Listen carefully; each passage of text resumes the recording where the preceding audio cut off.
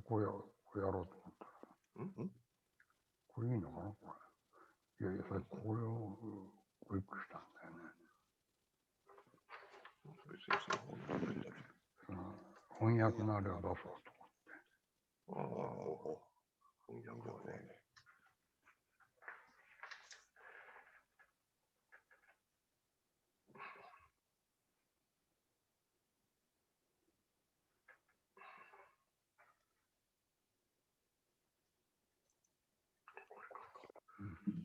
Hello, everybody.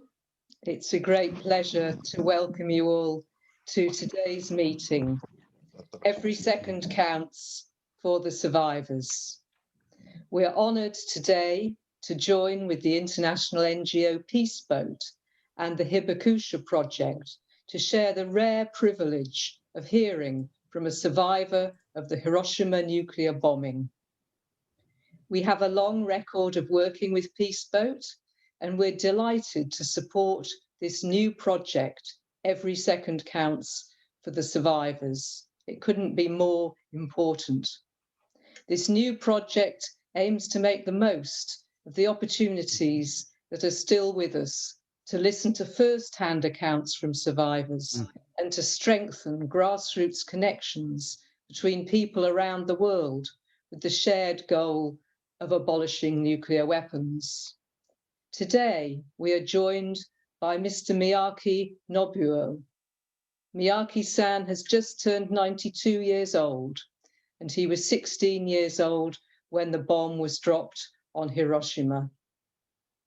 Before we turn, though, to Miyake-san to hear his account, I would like to welcome Karen Hallows and Rika Watanabe to tell us about Peace Boat and about the new project. So, Karen, over to you first of all. Thank you very much, Kate, and thank you very much to CND for organising this webinar today. As you said, Peace Boat is a Japan-based organisation, and we're a partner of the International Campaign to Abolish Nuclear Weapons. We organise educational global voyages for peace and in support of the United Nations Sustainable Development Goals. Our ship that you can see here has the logos of the SDGs on the side, as well as the logo of ICANN. And we have been working to share the messages of Hibakusha through our global voyages, with survivors travelling the world with us to speak about their experiences and to raise awareness about the humanitarian impact of nuclear weapons. Peace Boat has been to the UK with survivors from Hiroshima and Nagasaki several times in the past, and we're very grateful to CND for organising opportunities for Hibakusha to share their testimonies with people in the UK. We had a lovely event in Greenwich where survivors from Nagasaki shared their testimony, and young people from the ship performed taiko, Japanese drumming, as you can see in the picture. We had another event in 2016 with CND and the Acronym Institute in the Friends House in Euston, London. And that time that Peace Boat was in the UK, we had a delegation of 4 Hibakusha, and thanks to CND Peace Education, they met with Year 10 students at Oasis Academy. And I personally was very impressed by the questions and comments that came from the young people at that time to the Hibakusha. Over the years, we've had Hibakusha and youth from Peace Boat participating in the Faslane 365 blockade back in 2006, and Hibakusha giving testimony both at the House of Lords in London and at the Scottish Parliament in Edinburgh, thanks to Scottish CND. So Peace Boat and the Hibakusha Project have a long relationship with the UK. We can't visit by ship at the moment, unfortunately, but we're so happy and grateful that CND is supporting this new online project that we've launched. Thank you. I'll pass now to my colleague Rika to share a little bit more about this project. Thank you, Karen, and thank you, Kate. Thank you very much, everybody. Very nice to meet you. Rika, just a second, sorry, before you speak, I just want to share a little bit of practical information with the audience so they'll know what to expect and what to do in order to ask their questions. Sure. So, do you want me to stop the sharing the screen? No, it's okay. Just I'll just say this now. So obviously Miyake-san will be interpreted. So I am alerting everyone to the fact that we are also joined by the interpreter Michi, who will be interpreting for Miyake-san. Now, when we come to asking the questions after Miyake-san's presentation, I'm going to ask you, please, the audience, to put your questions, written questions, in the Q&A box. And then when I call you, you will be promoted, as it were, to being a panelist. So you'll be able to ask your question in person. But I do ask you, please, to make your questions succinct, because Michi, our interpreter, will be interpreting for you, so Miyake-san will understand your questions fully. So that's just a little plea. So everyone, please, as we go through, please do think of your questions and put your succinct questions in the Q&A box so I can call upon you later to put your questions to Miyake-san directly. So thank you very much, Rika, and over to you for your comments, and then you will be introducing Miyake-san for us. Thank you very much. Thank you very much, Kate, and thank you very much, everybody, for understanding this linguistic system. Okay, so my name is Rika Watanabe. I'm the International Coordinator of Peace Boat based in Tokyo, Japan, and I'm very honored to talk to you today. And let me talk a little bit more about Peace Boat Hibakusha Project, like Karen mentioned earlier. So since 2008, Peace Boat has been organizing the Global Voyage for a Nuclear-Free World, Peace Boat Hibakusha Project. And over 170 Hibakusha traveled with us on the ship to 100 cities in more than 60 countries. And we recently issued our book called Disarmament, Education, the Peace Boat Model. We introduced 3 pillars of our project. One is to understand the humanitarian aspects of the issues and develop a sense of empathy. The second pillar is recognize the threats and dangers that exist in the world today. The third pillar is to learn methods for taking action that facilitates disarmament. So this kind of session today is one of the examples that we have been doing under this project. So as a steering group member of ICANN, which is the 2017 Nobel Peace Prize winner, Peace Boat has and will continue to play a critical role conveying the inhumanity of nuclear weapons through Hibakusha's own words and own experiences. Even though Hibakusha longed for the total abolition of nuclear weapons for more than 75 years now, the world still faces the grave threat of existence of more than 13,000 nuclear weapons and a nuclear arms race. So it is currently not possible for us to carry out the global voyages due to the COVID-19 worldwide pandemic, but we still believe it is very, very important to keep creating opportunities for people around the world to listen to Hibakusha online, like today with you. So the Hibakusha themselves have prevented the repeat of nuclear war, yet their average age is now over 83, and many have already passed away. So the opportunity to listen to their first-hand stories, like Kate said, are becoming less and less every second. So we must not simply remember them, but also we must discuss possible actions that we can take together and also individually. So today, everybody, I sincerely hope that we can work together to call for our own government, which is the UK government and also Japanese government, to join the international treaty to ban nuclear weapons. Yes. Following the dear countries who just ratify this treaty today, like Comoros and Philippines. They ratified this treaty just today. So I was very, very happy about this news, but we should follow. And our governments need our calling, our action and voices. Thank you very much for your cooperation, and thank you very much. So now please join me to have Mr. Miyake, who is going to say hello to you, and then we're going to play the video, which was recently recorded on his testimony. And then he's going to give us more like a current comment on the current situation of nuclear weapons. So here's Miyake-san. Miyake-san, どうぞ. Thank you very much, everybody. はい。CND の皆さん、核兵器の廃絶元年、おめでとうございます。いよいよ私たちは念願の核兵器廃絶のスタートラインに立ったわけですね。私は So, hello, everyone at the CND. First of all, I would like to congratulate you on starting our journey on our road to abolition.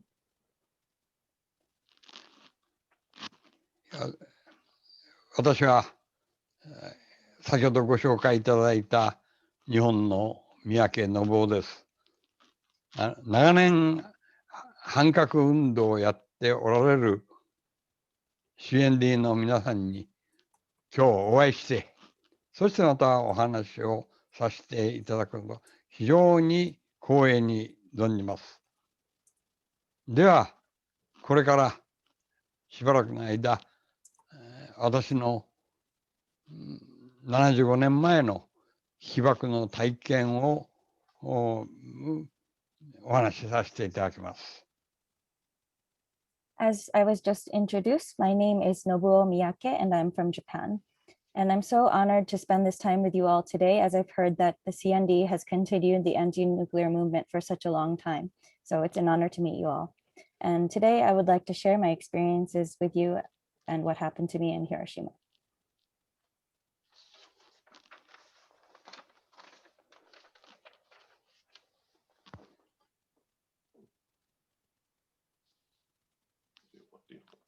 Apologies, it's just a slight technical problem with the film.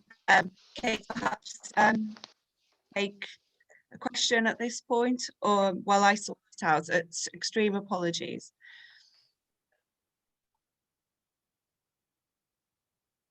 Okay, so Sarah is having some technical problems there. So before we move to the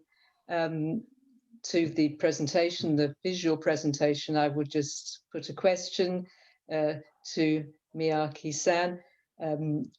We've heard very good news that 2 new countries have ratified the TPNW today. So it came into force only last month. So this is very, very good progress.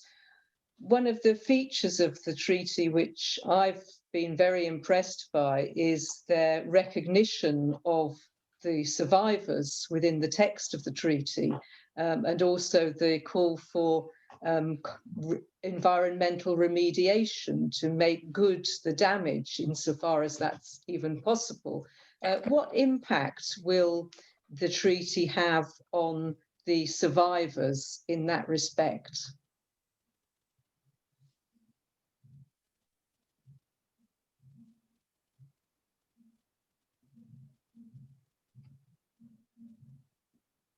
We can start the film if... Okay, so we'll save that question, everybody, which I think is incredibly important for the survivors in Japan and also for the victims of the nuclear tests as well. This is a big step forward. So we look forward to hearing your thoughts on that afterwards. But yes, thank you, Sarah, for resolving that problem. And back to you now for the film.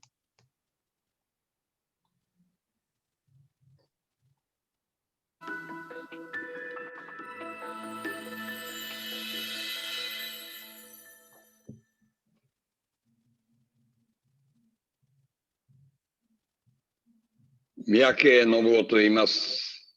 私のまず75年前の広島での体験から申し上げます。これはもう皆さんご存知かと思いますが、広島に原爆が投下された時のキノコ雲と私たちは普通言っております。これはアメリカの飛行機が上空から撮影したものですが、私はこの雲を見ておりません。なぜかというと、この雲の下にいたからです。私はこの時16歳、そしていわゆる爆心から 1.8km のところで市内電車に乗っておりました。この電車は焼けた後の電車ですが、私は大勢の乗客がおりました。ところが天井からピカーッとものすごいフラッシュが起きました。いや、これはどうしたのかと。思わず電気がショートしたんではないかと。これは大変だということで、出口から外に飛び降りました。そして地面に着く前に上からものすごい爆風を受けて地面に叩きつけられました。爆風で叩きつけられました。もう命はないと思ったんですが、しばらくしてもちょっと意識があるということで薄目を上げましたが、周りは真っ暗で何も見えません。やむを得ずしばらく地面の上に伏せておりました。近くに住んでいた母はどうしたかと思います。周りの家は全部上から押しつぶされておりましたが、その中を急いで母の住んでた家の方に、行きました。家はもちろん半壊でしたが、そこに中にいた母はなんとか生きてるようだということで引っ張り出しました。しかし腰を打って一人で歩けないので、しかもその時はすでに市の中心部から火の手がどんどん迫ってきました。そこにいたんで危ないということで、母を半分背負うような形で広いところ、ということは先ほど降りた電車道ですが、そこに逃げてきました。そこで見た光景はものすごい様子でした。市の中心部からたくさんの人が、しかも体中焼けて、そして着てるものがほとんど焼き焦げて、皮膚が焼けてるんで、腕を体につけると痛いので、前に垂らして、痛いよ、痛いよ、熱いよ、とうめきながら、大勢の群衆がこちらに迫ってきました。私は一瞬何事が起きたかわからない。一瞬本当に地獄に放り込まれたような感じがしました。そこでも中心部からだんだん火の手がこちらに迫ってくるので、このままいてはやはり危ないということで、私と母はこの人たちと一緒に爆心と反対南の方へ歩いて行きました。しばらく歩くと、こういった人たちがみんな群がって立ち止まっているところに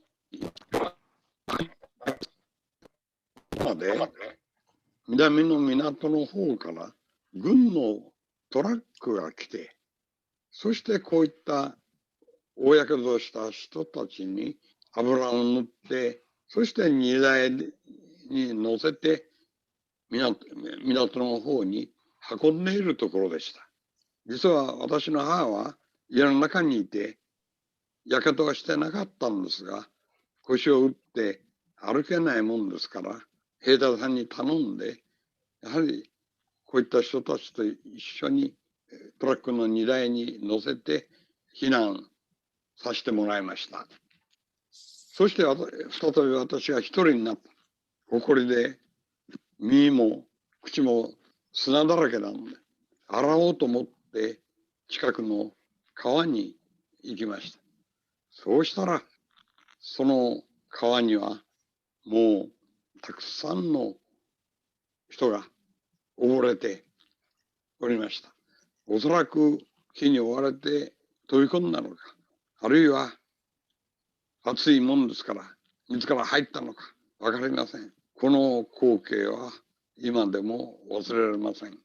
しかし私はこの光景を見た後、その後のことを全く思い出せません。爆弾が落ちたのは午前8時15分ですが、この後の記憶は全く思い出せないんです。おそらく広島の街のものすごい様子を見たと思うんですが、記憶が消されて、そして再び記憶が戻るのはその日の夕方です。今朝電車へ乗って広島駅の方に向かって歩いているところでした。左手の川にはいておりました。そして川の向こうの広島の町、今朝電車の中で見た時は家々が並んでおりましたが、もうすべて燃え尽き、木造の橋も半分崩れ落ちておりました。そして今朝見えなかった遠くの山がうっすらと左手に見ながら広島駅の方に歩いて行きました。広島駅にもちろん当時木造の駅はやはり全部焼けて下の土台だけが残っているという状態でした。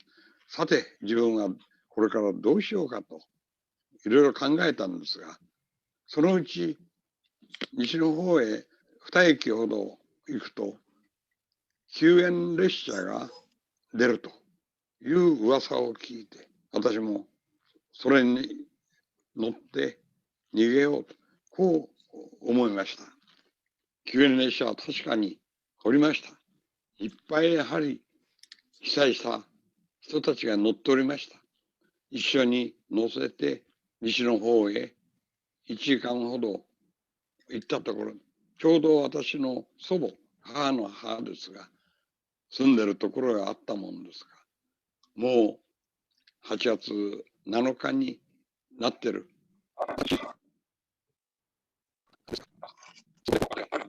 そして祖母の家に避難したことです。これで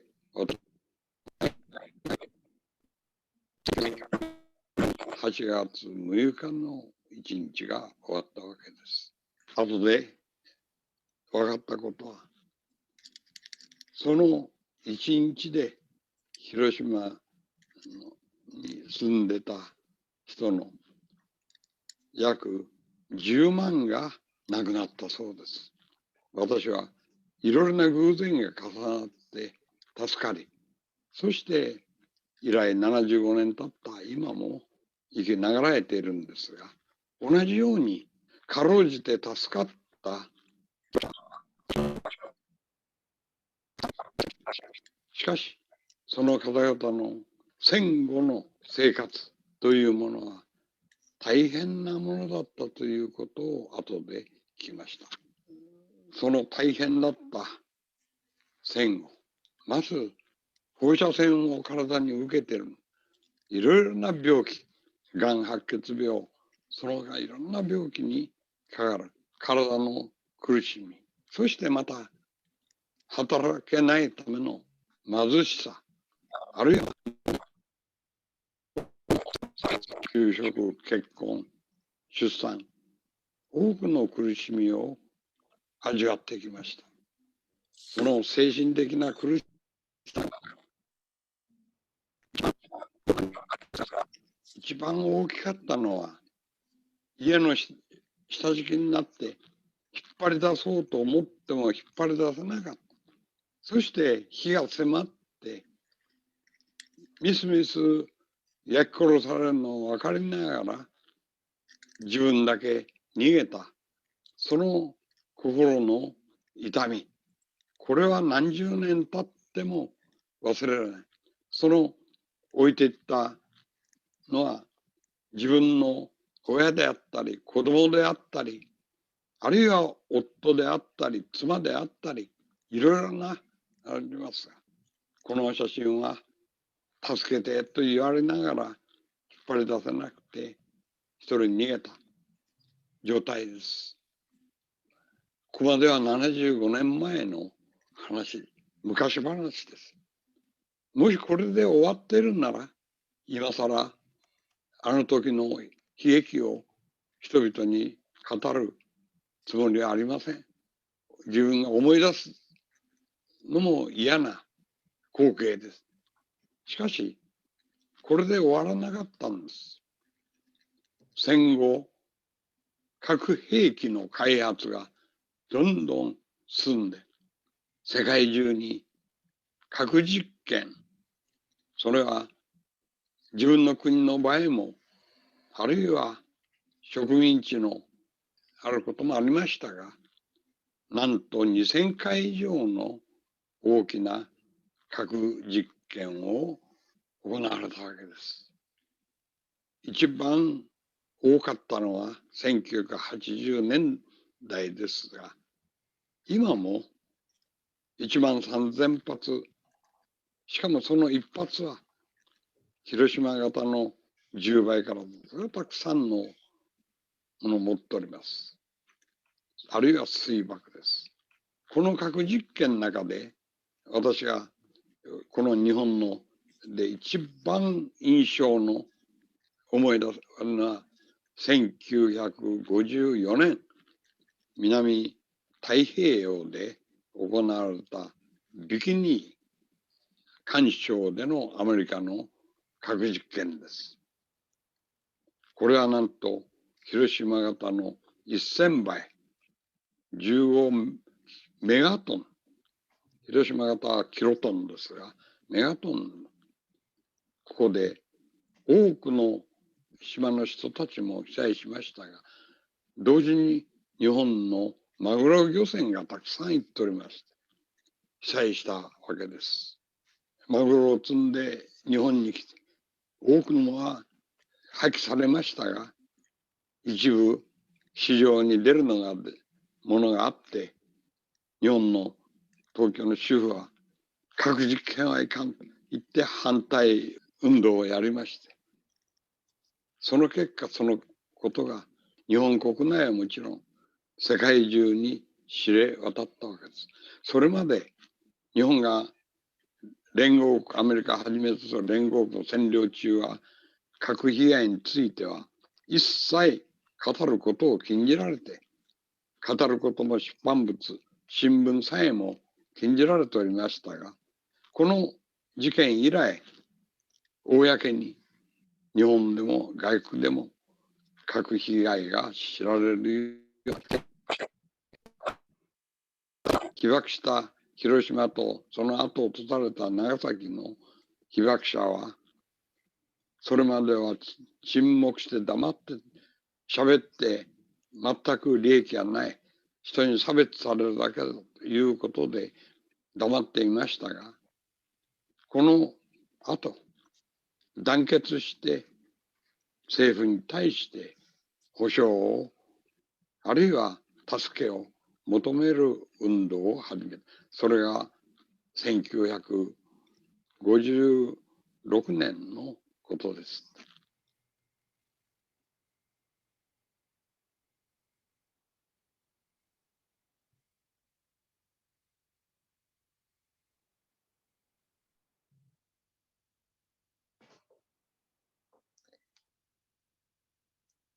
Okay, is that finished now? And Rika, are you going to introduce Miyake-san for an additional verbal contribution now? Or Yes, yeah, thank you, Kate. go ahead. So everybody, please join me to welcome Mr. Miyake, who is going to give you their first-hand testimony, not testimony because testimony was recorded in video, and he's going to talk more about the current situation of nuclear weapons and also the challenges in Japan. So please join me to welcome Mr. Miyake. Miyake さん、ミュートを切っていただければ。先ほどビデオで見ていただきましたように、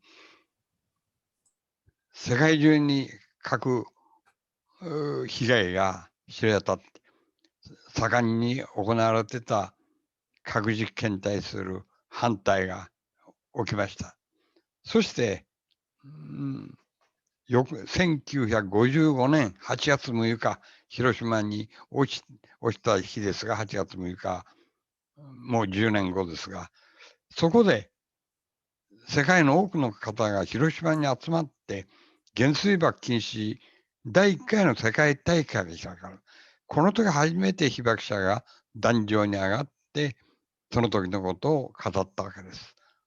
そして翌年8月9日っていうのは長崎に落とされて10年目ですが、11年目ですが、第2回の世界大会が長崎に開かれました。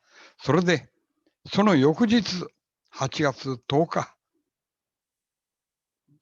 団結、これまでのいろいろな黙ってた被爆者が集まって、団体を作って一緒に活動しようという、日本被団協という団体を作りました。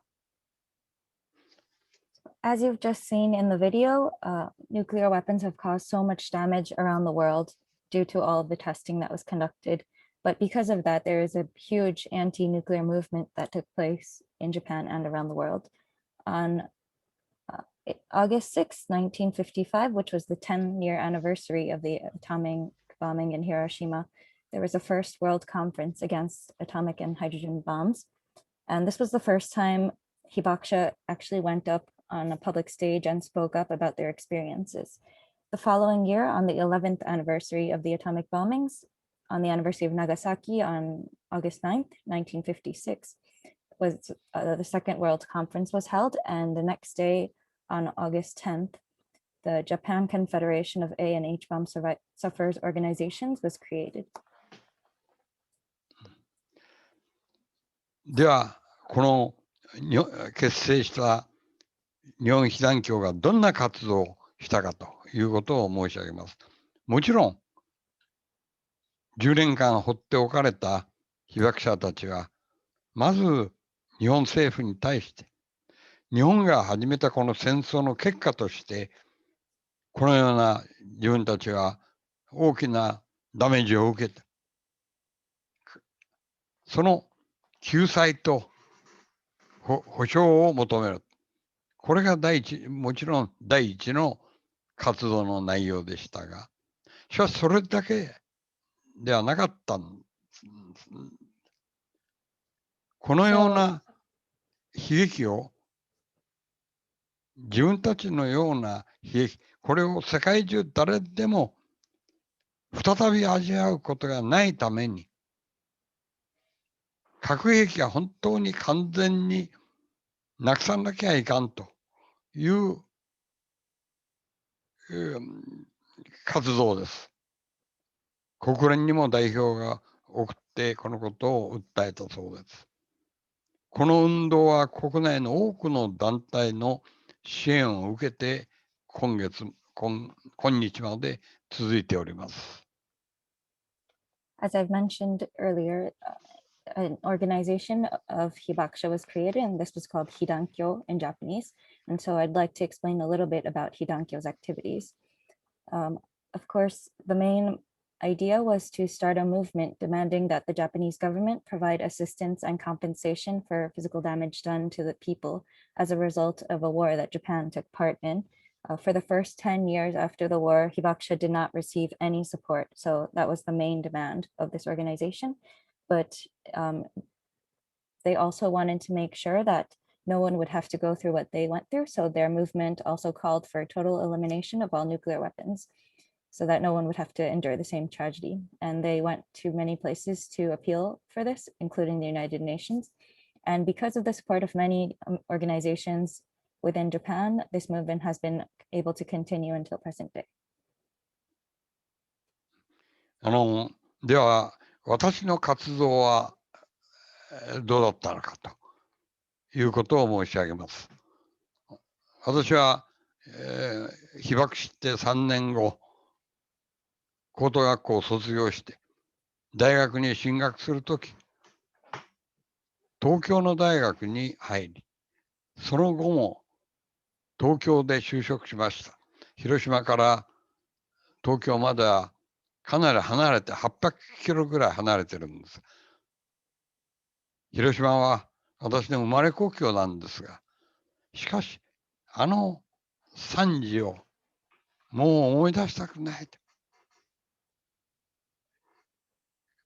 広島とは心身とも離れた生活を送りたいということで、遠く離れた東京に来たわけです。もちろん、広島被爆のことは誰にも話しませんでした。Now I'd like to share a little bit about my journey as a Hibakusha. 3 years after my city of Hiroshima was bombed in 1948, I graduated high school and entered a university in Tokyo. And after that, I also found a job in Tokyo.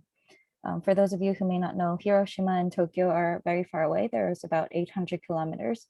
So I chose to move away from my state hometown, which was Hiroshima, mainly because I did not want to remember the many things that took place there. And so I distanced myself both physically and mentally from Hiroshima for a long time. And of course, this meant that I did not speak about my experiences to anyone. その状態が30数年続きましたが、しかし、ところがですね、そのままでは済まなかったんです。1982年に、私がもう53歳になっておりました。近くのある被爆者が訪ねてこられ、この会に入って一緒に活動してくれんかという誘いを受けて、そして東京の被爆者団体に入ったわけです。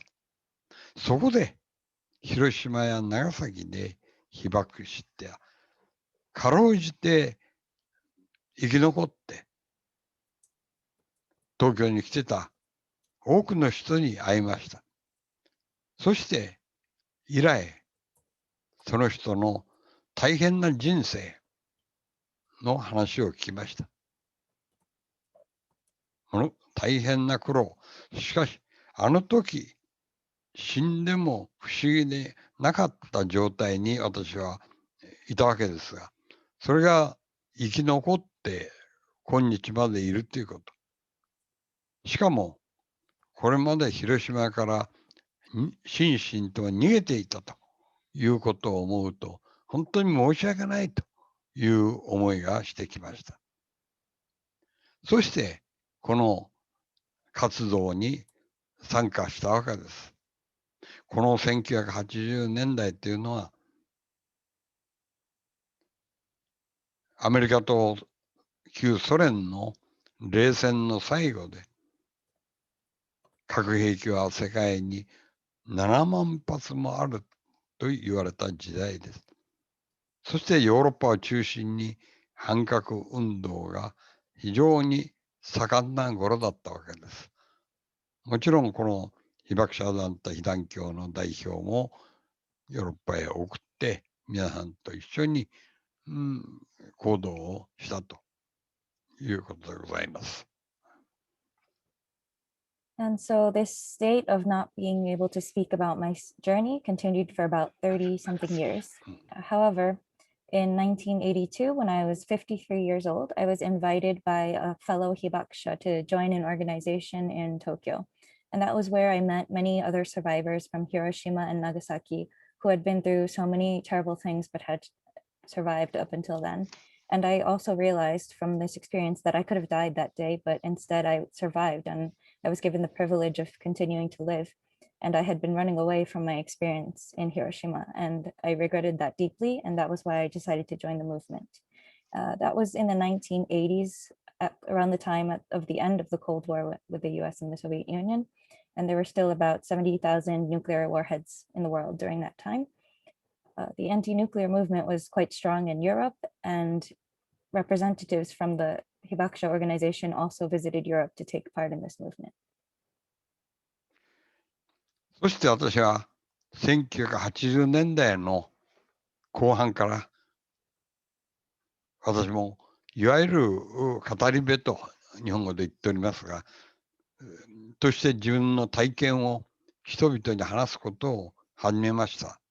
特に学校などへ行って若い人にもお話しして、これを昔話とだけじゃないんだよと、今の問題だよということをいろいろ説明しました。もちろん最初は東京を中心とする国内でしたが、1995年にアメリカへ行って話す機会が出ました。その後、ヨーロッパでもにも行きました。さらに2012年にピースボートから誘われて、船に乗って世界各地を回ってお話しする機会ができたわけです。今は船は止まっておりますが。I first began sharing my story and my experiences in the latter part of the 1980s, and I began mainly doing this at schools to younger people around my area. And I told them what I was saying to them wasn't some old story, but it's a very current issue. And first, my activities were mainly focused domestically and in Tokyo, where I was living. But from 1995, I spoke for the first time overseas in the US, and then also later, I had opportunities to speak throughout Europe. And in 2012, I was invited by Peace Boat to travel with the ship and to speak in various countries around the world. では、今度最近の話、つまり国連の核兵器禁止条約が先月発効したわけです。その課題について私の思いやまた日本の活動のことをお話ししたいと思います。今回の国連の核兵器禁止条約が、発効した。これは私たちの本当に60何年にわたる被爆者たちの証言、国連に行ってもお話ししました。だけでなく、キー団体のように、世界中の反核団体の方が長年核兵器廃絶運動をしてこられた、その成果だと思います。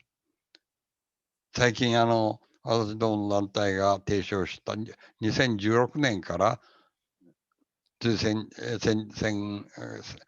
年の12月までやった核兵器廃絶国際署名で、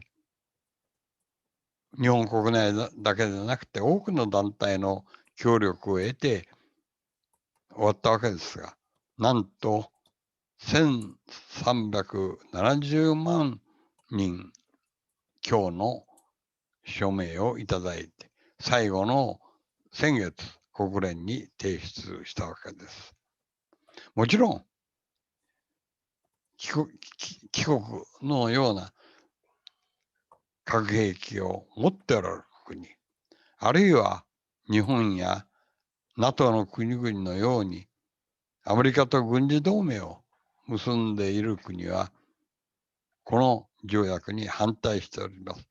実際核兵器が廃絶されるには長い年月がかかるだろうと思います。So I believe that, so now moving on to more recent events, I would like to speak a little bit about how the Treaty on the Prohibition of Nuclear Weapons entered into force and about some of the obstacles that we have waiting for us ahead. I believe that the entry into force of the treaty was the result of Hibakusha continuing to tell their story for over 60 years. We spoke at the United Nations and many other different places. But not just that, I think it was able to succeed because of organizations like the CND, because these organizations push this movement forward. And so I'm very grateful. We also had something called the Hibakusha Appeal, which was an international petition to abolish nuclear weapons that began in 2016 and ended last December. This petition was conducted by people throughout Japan, but also with the cooperation of many organizations around the world. And we were able to collect 13.7 million signatures, which we recently just submitted to the United Nations. Of course, your country and Japan, our country, and many other NATO members are still allies of the US and are not in favor of this movement at this current time. And we still have a long road ahead of us until we actually reach our goal of nuclear abolition. しかし私は必ずこの核兵器廃絶は実現すると信じております。その理由を言いますと、一つは核兵器が国際条約で絶対悪と烙印を押されたわけですね。そのことによる国際世論がだんだん変化してくるだろう。それから価値観が変化してくる。この価値観の変化というのを過去の例としまして言いますと、アメリカの奴隷制度が廃止されたと。それから婦人参政権ができたとか。あるいは南アフリカのアパルトヘイトが廃止されたと。これはかつては当たり前のことだったわけですが、こういう国際条約ができると。当たり前じゃなかった。今では、これはもう悪いことだということで、当時反対した人もみんなもうこれに従うだろう得なくなってるという。最近の卑近な例で言いますと、タバコの問題がありますね。かつてはもうこんな時でもタバコ吸いながらお話ししてたもんですが、今とんでもないことになってますね。こういったやはり、価値観というものがどんどん変化していくと。それからもう一つは各国の公的基金や金融機関が核兵器を関連のものを作ってる企業に対して投資だとかあるいは融資をやめようと控えようということがだんだん始まっております。ヨーロッパではもうすでにこれ発行する前からこの条約が採択された時から徐々に、こういったことが、始まっておりました。日本でも、大手銀行を中心として融資をこういった企業には融資を控えようという動きが最近出てまいりました。So as I mentioned, we still have a long way to go before we reach our goal of nuclear abolition, but I'm very confident that we will reach this goal for a few reasons. The first being that nuclear weapons have been branded an absolute evil by this international treaty. And I think that by calling them an absolute evil, this changes international public opinion and it will change our values. So past examples of how our values have been changed include the abolition of slavery in the US, the suffrage movement, and the ending of apartheid in South Africa. These were things that were considered the norm at the time, but because of these changing laws, they were branded as something that should not be permitted, and in current day, they are no longer accepted. A more recent example is smoking. So in the past, maybe we would have had an event like this and we would have been smoking at one of these events, but now that's unimaginable for us, and that's because values have changed and public opinion has changed. Another reason why I believe we'll reach our goal is because public funds and financial institutions around the world are divesting from nuclear weapons producers. In Europe, I think this movement began much before the treaty came into effect, but in Japan as well, in recent days, we've seen a lot of divestment from our major banks. さて、最後に、日本でのこれからの活動について申し上げます。一番大事な一つは、国会議員、それから地方自治体の首長、あるいは議員、こういった人たちに働きかけていくことです。内容は、唯一の戦争被爆国だ、日本は。その責任として先頭に立って、この廃絶運動をやらなきゃいかんじゃないかという。それから大事なのは、核抑止論と、これはどこの国でも、核兵器を持つ国が安全が守られるんだという考えの国や人々が多いんです。これが誤りだということを説得することなんです。ということは、核戦争が始まると、敵も味方もなく人類の破滅をきたらす。一国の安全保障ではなくて、人類の安全保障を図ることが大事だという。3番目に、アメリカとの安全保障条約を結んでいても、核禁止条約が入ることはできるんだと。ニュージーランドあたりはその考えで実現しておりますですね。それから日本が核保有国と非保有国の橋渡しをすると日本政府は言っております。一体どんなことを橋渡しをしているのか、具体的なことを問い詰めたいと思います。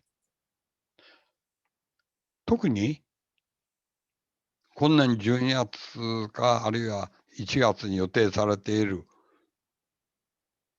締約国会議にオブザーバーとしてぜひ出席すること。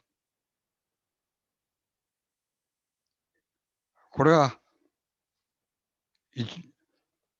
国会議員や市長の中で一部ですけど賛成をしている方が随分おられます。しかしまだ全体としては少数です。So now I'd like to speak a little bit about the future of Japan and the obstacles that we face. And I think that one of the most important things that we need to do from here is to appeal to members of the National Diet, also mayors of local governments and other legislators. So there are a few things that we need to talk to them about. And one of them is that we need to tell them that Japan has a responsibility as the only country to experience atomic bombing during wartime to lead this movement. Another is that many nuclear armed states and allies believe that the nuclear deterrence theory will protect them, but we need to show them that this is a myth.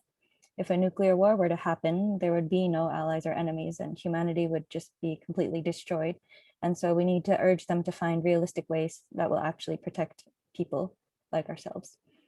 And we can also appeal to Japan by telling them that we can join the treaty while remaining in the Treaty of Mutual Cooperation and Security with the US.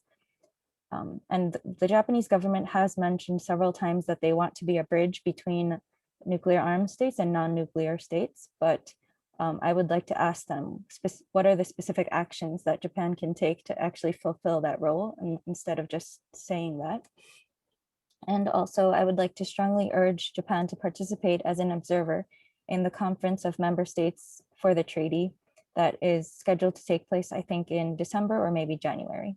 And some members of the Diet and other legislators are in favor of participating in this conference, but they are still a minority. So I would like to speak with more of our representatives to convince them to do so.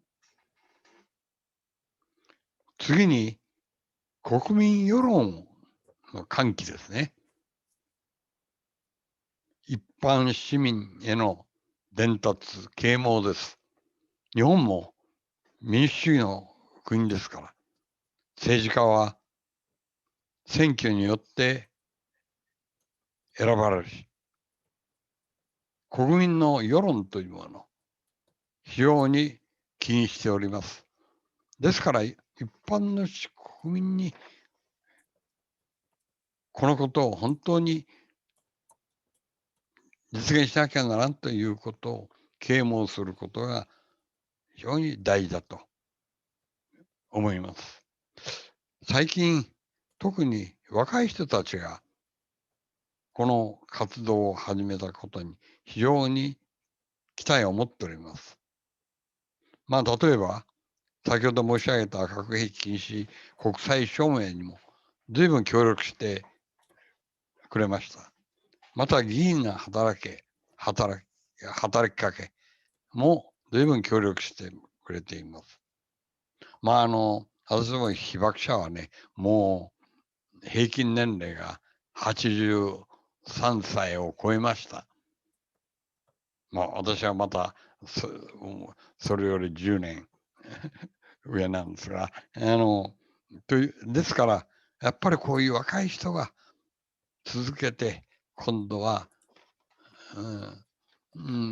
本当に実現するための運動を続けてくる。非常に期待を持っております。ま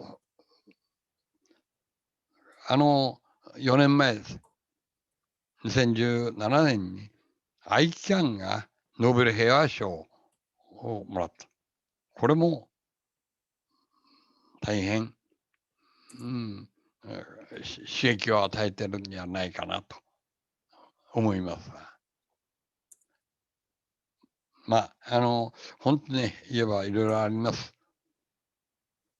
今、コロナの問題が大変になっております。たくさんお金を使わない。同時に、地球温暖化の問題もあるし、こういったことに、やはり本当に核兵器のどころではない、お金を使わなきゃならんとかたくさんある。これは各国ともそうです。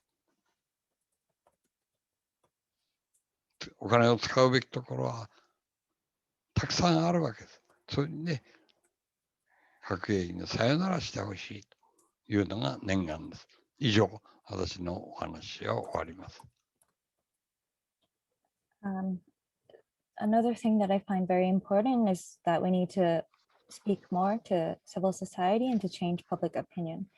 As you know, Japan is a democracy and we are able to choose our representatives through election.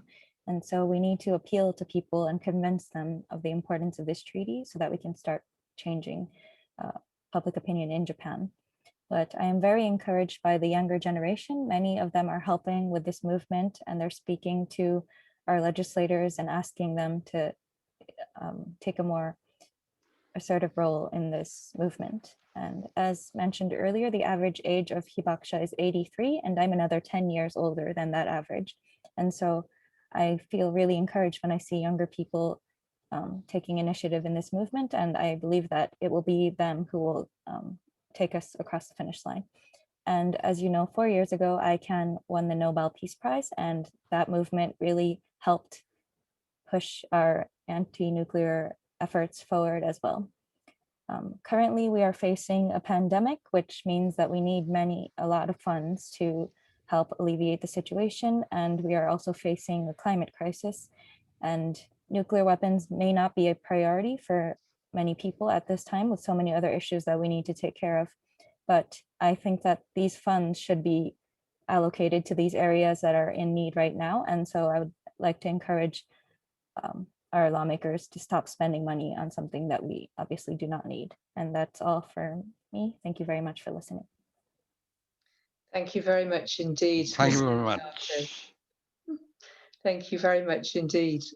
Thank you for your incredibly powerful and significant testimony. That your talk about your experience in Hiroshima in 1945 was very, very moving.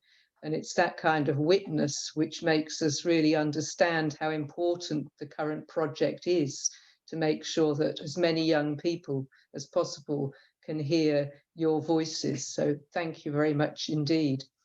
Just with reference to one of your final points, your work to press the Japanese government to participate in the first conference of the ratifying states, the states party to the TPNW. I'm pleased to tell you, Mr. Miyake, that this is one of the priorities for CND over the course of the next months, to press our government to participate also in that first conference as an observer. So we will be joined together with you in working towards that common goal. So we have a number of questions now. Just audience, to alert you, we have till 1:30, so we don't have very long. So if I call you, please do make your questions very succinct. The first person I'm going to call, and Sarah will let you in, is Tom Cuthbert. Tom, please only ask your first question. Don't go on to the second one. Please ask your first one, because it links very strongly to the point that I made previously about the provision in the TPNW for support for the survivors and for environmental remediation. So, Tom, please go ahead and ask your first question. Unmute yourself.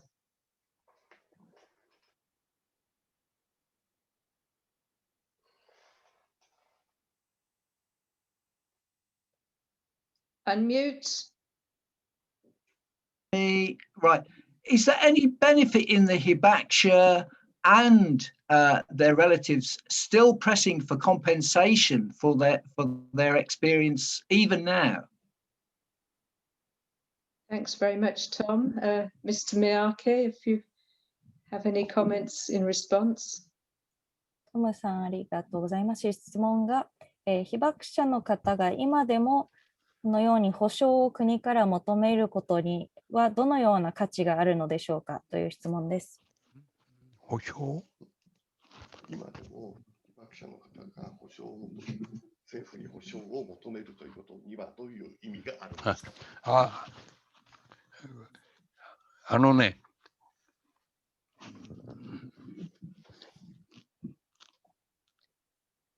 保障を求めるということは、再びこのような戦争しちゃいけない、できないということになるわけです。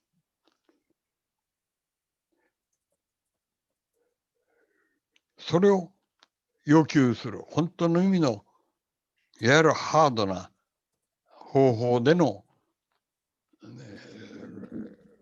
国防というものをやめて、一旦ね、過去の戦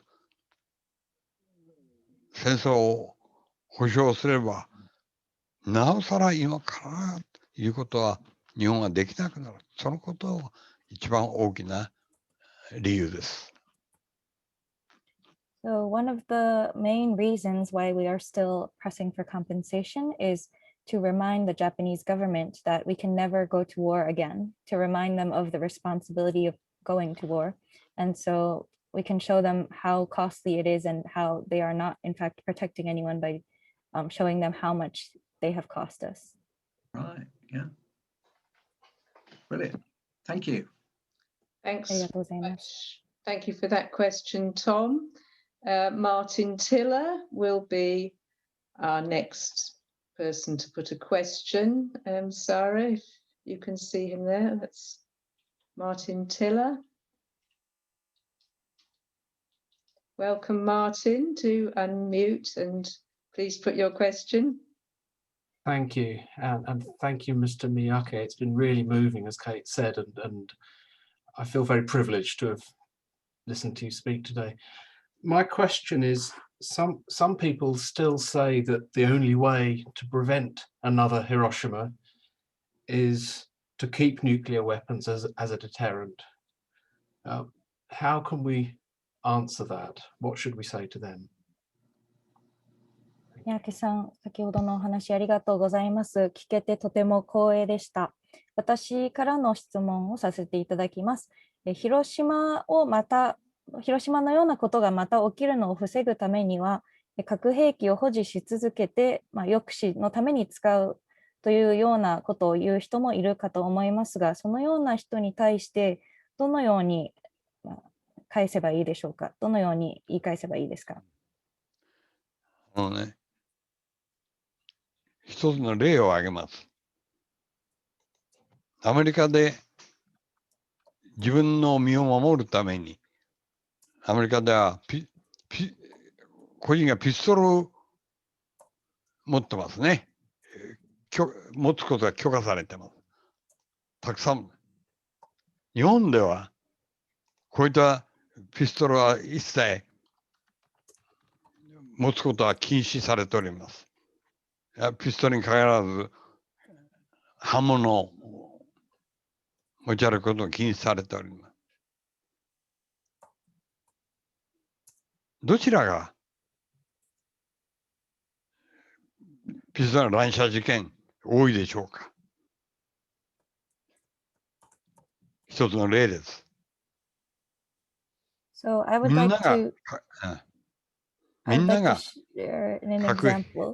すいません。どうぞ。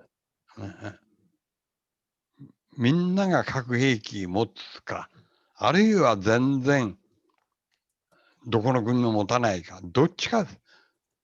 みんながの国、190いくつの国が国を守るために核兵器持って安全でしょうか。So I'd like to share an example which can help people to think about this issue. So in the United States, people are legally allowed to own guns to protect themselves.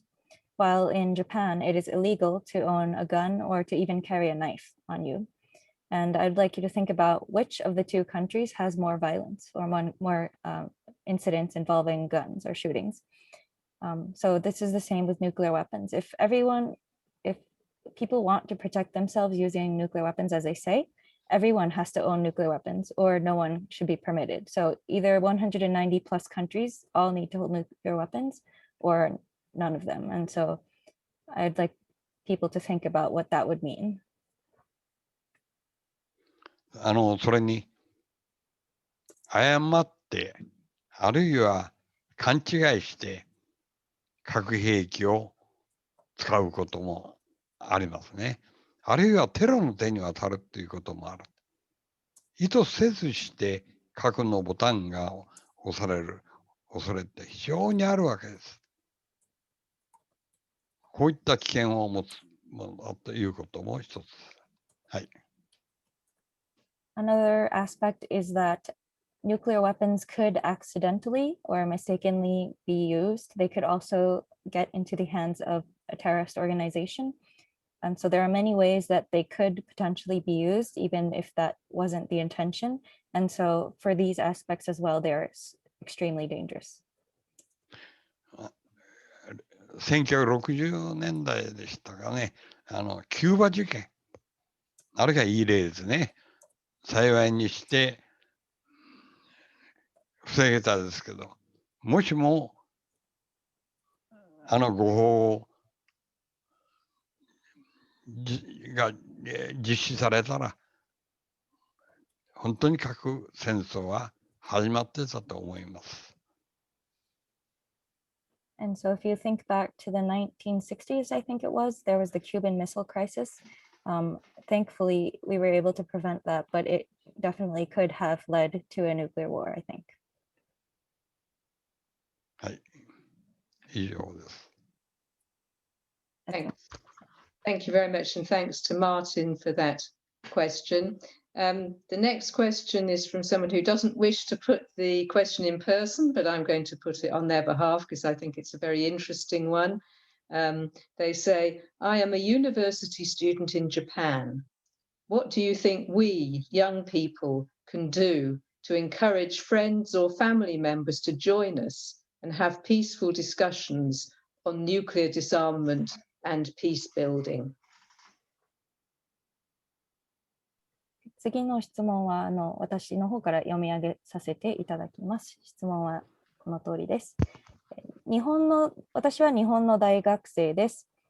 若者として友達や家族にどのように働きかけることができるでしょうか。平和運動や核軍縮に関する話を平和的な形でするためにどうすればいいでしょうかという質問です。日本の若い人に話したときによくそういう質問を聞くんですが、もちろん先ほど言ったこの核条約を禁止を条約を実現するために国会議員に自分の地元の国会議員に働きかけたり表明を取ったりするのも大事ですが、一番肝心なのはやっぱり普段走っているお友達とこういった話ができるようになることですね。ということはこれは過去の昔話じゃなくて今のこれからの問題だということをみんなに分かってもらう。今日本で選挙が時々あるわけですが、一番肝心なことはやはり生活といわゆる経済ね、雇用の問題ということが中心になって、あまりこの核兵器のことは中心的な選び方になってないということが一番残念に思うんですが、もちろん経済、暮らし、就職、そういったことは大事です。しかし同時に人類をもしかしたら滅亡に導くこういう核の問題を少し関心を持ってもらいたいという、やはり話す機会、徐々に近いところでというなんてができないかということをお願いしています。So I get this question a lot when I'm speaking with youth in Japan, and I think to abolish nuclear weapons, as I stated earlier, one of the important things that we need to do is speak with our legislators, but more importantly, I think even more important than doing that is that we need to speak with people that are around us and are like our close friends and family, and to let them know that this isn't a story that happened in the past, but it's a very current and a problem that we will be facing in our future as well. And to have them understand that is a very important first step. In Japan, we have elections from time to time, and usually the elections, most people focus on things that are immediate to their lifestyles, like the economy and jobs and such, but and unfortunately, nuclear weapons aren't that high on anyone's priority. And I do believe that the economy and people's livelihoods and their jobs are very important, but something that could potentially destroy mankind is also very important. And so to try to create opportunities to speak about that with the people closest to you is, I think, a very good first step to take. Thanks very much indeed. Okay, so I'm going to turn to Neil Griffiths for the next question when Sarah has found you. Neil, hope you're there.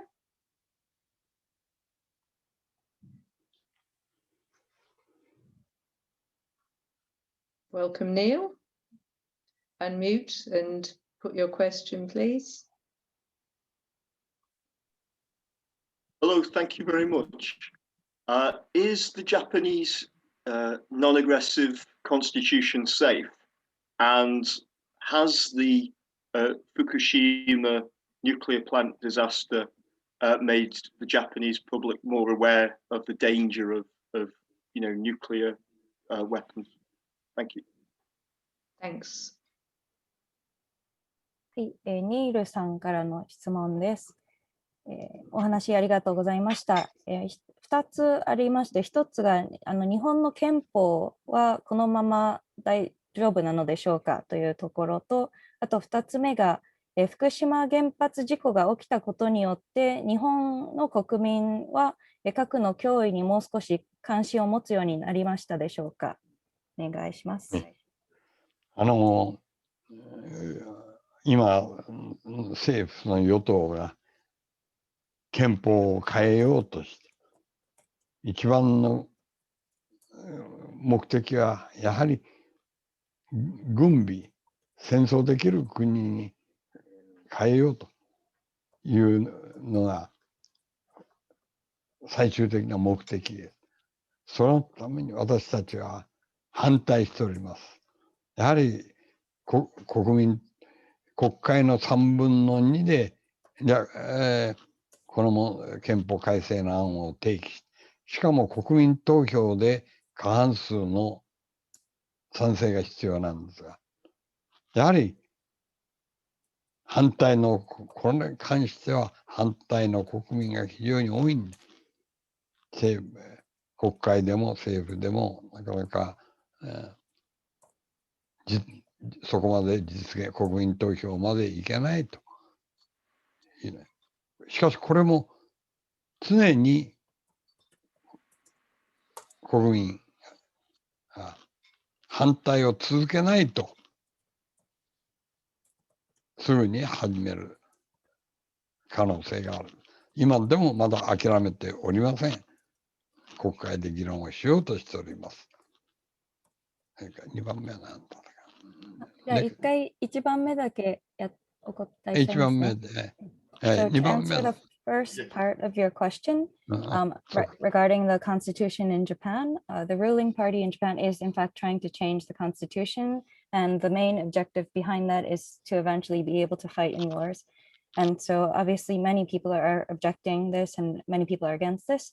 In order to actually change the constitution, they would need 2/3 of the vote in the Diet, and after that it would be brought to a referendum and they would need a majority vote from Japanese citizens. And so many people are against this on the civil society level, but also on the government level. And so they haven't been able to get the majority of the votes that they need in order to hold a referendum. But the government has not given up. And so we also need to stay vigilant in protesting against this so that public opinion is not swayed. And so we can keep this state of preventing them from changing the constitution. 2番目は原発事故が起きたことによって、核兵器に関する。はい、まずね、国民の多くが核の恐ろしさを知りました。もともと平和目的、電力を起こすためならいいと。核兵器はいかんけど、という国民が多かったんですが、やはり平和利用と言ってもやはり怖いもんだということを多くの人が知りました。そしてね、よく核兵器と、原発との違いをよく言うんですが、核兵器はもちろん人を殺すための兵器です。片方は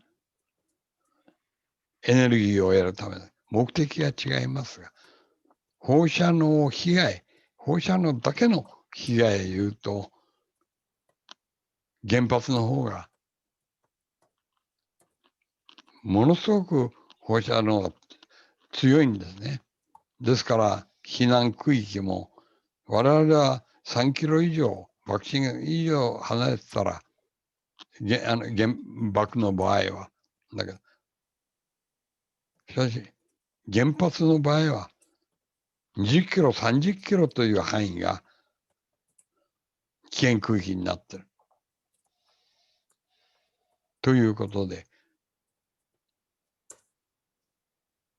違いを話しております。はい、どうも。And to answer the second question, I do believe that many people were made aware and learned more about the dangers of all things nuclear because of the incident in Fukushima.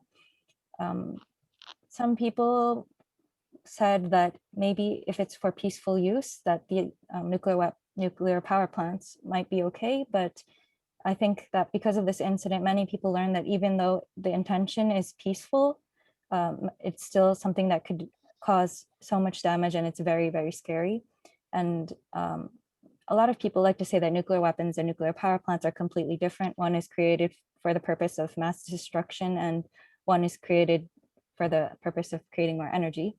But the effects of radiation are something that happen in both cases. And actually nuclear power plants have a very, very strong effect of radiation, stronger than with the atomic bombs that were dropped on Hiroshima. So the evacuation area is much larger. So in Hiroshima, there was a 3-kilometer radius from the hypocenter where we had to evacuate, and which was considered the danger zone for radiation. But for Fukushima, that was 10 kilometers and then later spread to close to 30 kilometers. And so you can see from that just how dangerous nuclear power plants can be. And I think many people in Japan saw that as well.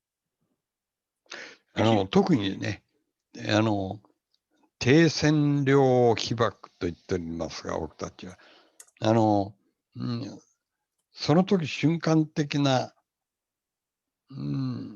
被害、放射線被害だけじゃなくて、非常に弱い放射線、体内に取り込んだり、あるいは後になって発病するということは、これは全く同じだということを言っております。Another aspect of radiation is the lower level radiation exposure that takes place. And so low level radiation, it enters into our bodies and it can cause diseases much later on after the incident takes place. And this can be said about both nuclear weapons and power plants. So that's also something that we talk about when talking about the two. Thank you. Thanks very much. I think we've got time for just one more question. So I'm going to turn to Mahbub Hussain. That's Mahbub Hussain. Dr. Hussain, if you could just ask your short question, please, owing to time constraints. Thank you.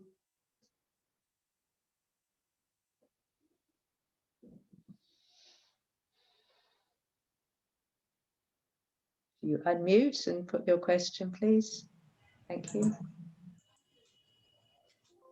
Okay, actually, I was in Japan and visited Hiroshima in 1993.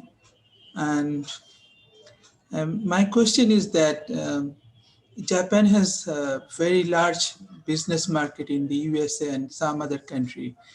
And I found that its foreign policy is not that free. I mean, so can Japan play a significant role in reducing nuclear weapons?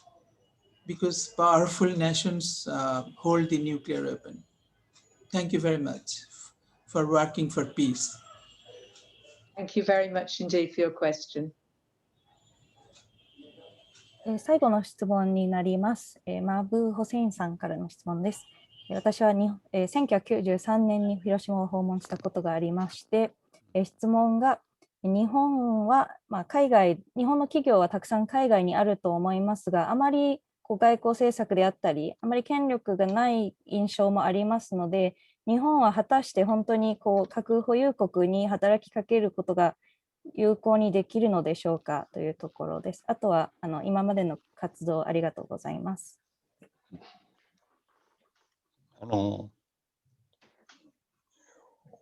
日本がっていう場合に、まあ、国の問題は先ほど言いましたけれど、国民の一人一人がですね、それを本当に戦争、核の問題、こんな危険だっていうことを本当に認識しないと、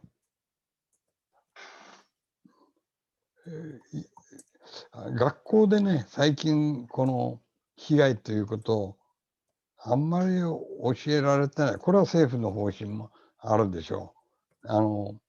原発発電所との関係もあって、あんまり詳しく学校で教えられてない。どうかすると外国行って、外国の人がよく知ってて恥をかくと書いたという話も聞くぐらい知らない。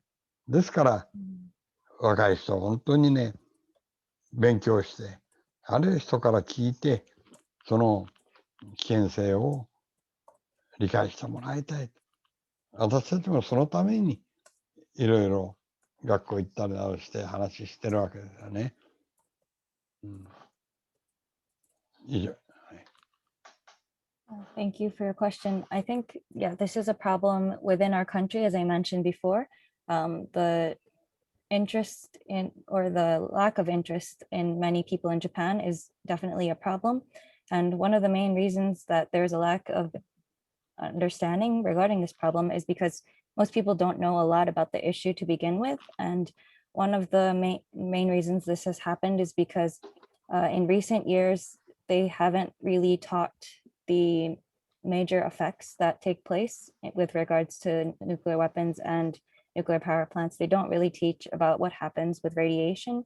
I think this is related to maybe the government's intentions to kind of sweep that under the rug after the Fukushima incident took place. And so I've heard stories about people that have gone overseas and kind of embarrassed themselves because they had such a lack of knowledge regarding this issue. And so I think the first thing that we need to do in Japan is to have youth really learn about this issue, to understand this issue, and to listen to other people who know more. And we are doing our part by going to schools and speaking with these younger people and to try to teach them about all the effects that could happen. Thank you. Thank you very much indeed. Well, I'm afraid we've sadly come to the end of the time available for us. So apologies to those of you who've put questions that we haven't had time to address, but I hope there'll be another opportunity in the future. First and foremost, our enormous thanks to Mr. Miyake for joining us today, but also for his very, very long commitment and incredibly powerful commitment and dedication to the cause of the elimination of nuclear weapons. And it's a cause, of course, that we share. And big thanks, of course, to Michi for interpreting. And it's been a great pleasure also to welcome Karen and Rika today to hear about the wonderful project. So please do keep in touch, and we'll do everything we can to strengthen that campaign and to ensure that the promise of the TPNW is realized and that global abolition of nuclear weapons prevails. So thank you very much indeed, everyone, for joining us today. Bye. Bye. Thank you. Bye. Thank you very much. Thank you very much all, and thank you, Kate. Thank you. Thank you very much. Thank you. Bye. Thank you very much. Thank you. Konnichiwa. Konnichiwa.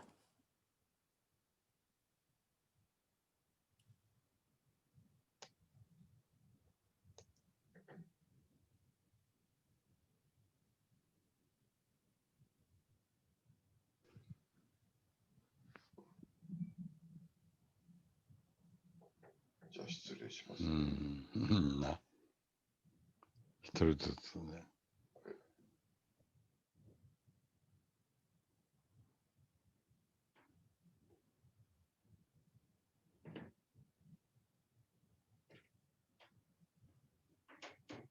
And thank you very much, Kate. That was really, really great to hear that your CND's commitment to ask for your government to join the first meeting of the treaty as an observer. That's exactly our challenges as well here in Japan. So we would like to work together to push for our governments to join or eventually sign and ratify the treaty. Yeah, we can have a strong partnership. Definitely, we do. Okay. Thank you very much. And hopefully when the ship starts sailing again, we look forward to visiting the UK with the Hibakusha and testimony in person. So thanks very much for that. Yeah, I have very happy memories of the drumming session at the Cutty Sark in Greenwich. So it was a marvelous experience, and let's hope we'll be able to do that again in person soon. We will. Definitely, we will. Okay, thank you. Soon. We'll leave now. Bye-bye. All right. Bye. All right. Thank you very much. じゃあ皆さん、はい、退出して大丈夫そうです。ありがとうございました。Thank you very much, Kate. So we're going to leave. Thank you very much. Thank you. Bye-bye. Thanks. Bye. Thank you. Bye. では皆さん、どうぞ退出お願いいたします。Michi, thank you very much. Special thank you to you. のぶおさんもありがとうございました。